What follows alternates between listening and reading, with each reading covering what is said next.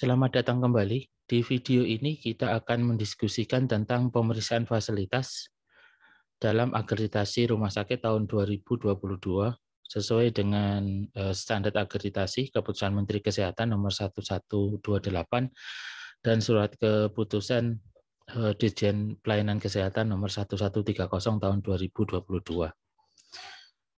Pemeriksaan fasilitas ini tujuannya kalau untuk surveyor ini merupakan kegiatan di dalam akreditasi rumah sakit.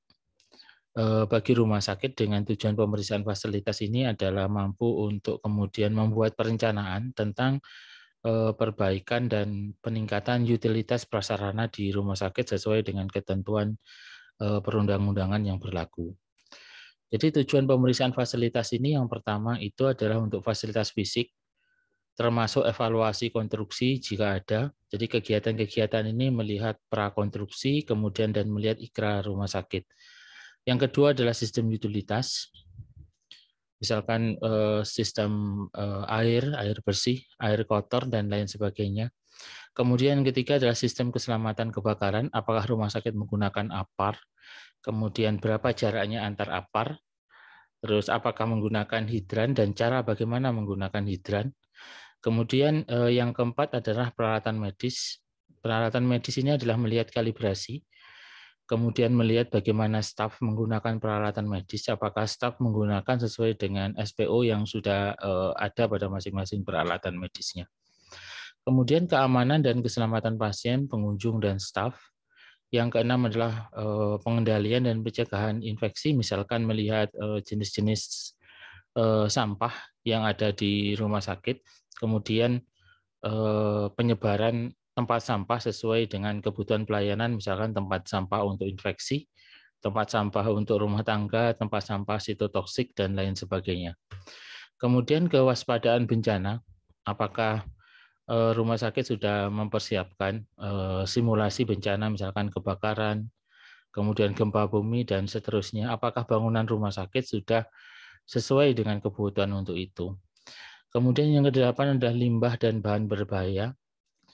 Dan yang kesembilan adalah pendidikan staf.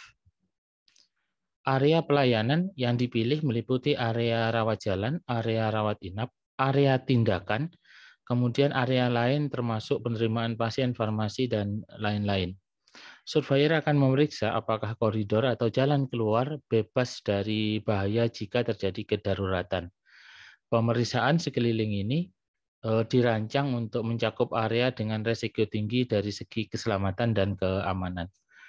Area non-pasien yang dikunjungi oleh surveyor itu meliputi ruang boiler, kemudian ruang genset, area gudang untuk menyimpan barang atau area pemeliharaan sarana, kemudian dokumen penerimaan barang di rumah sakit, ruang sterilisasi sentral, laboratorium, tempat pencucian atau laundry, kemudian layanan makanan, dapur, dan gizi, kemudian gudang tempat menyimpan oksigen dan gas medis lainnya, kemudian tempat penyimpanan bahan berbahaya dan beracun atau B3, kemudian area penyimpanan linen bersih dan linen kotor, kamar jenazah, ruang pemanas atau AC, kemudian atap.